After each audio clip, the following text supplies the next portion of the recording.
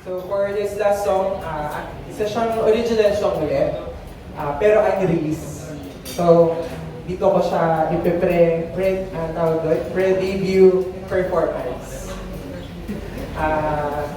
This will serve as my third official single para sa binubuo kong long play. Actually, may long play album po talaga ako.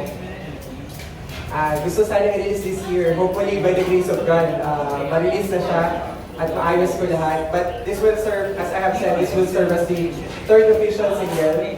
So this song is called Ikaw. So premise ng song na to, very teenager yung dating nito at ako.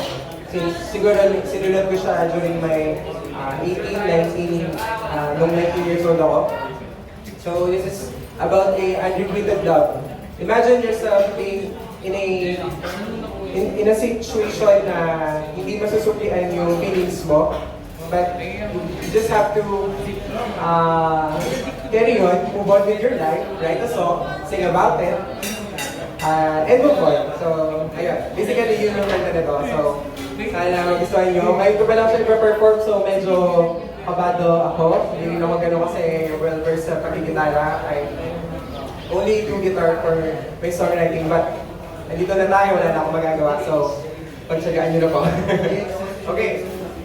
This is Ikaw.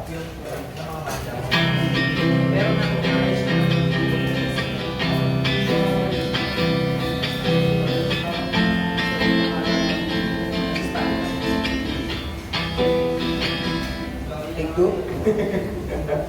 Sorry. 1, 2, 3.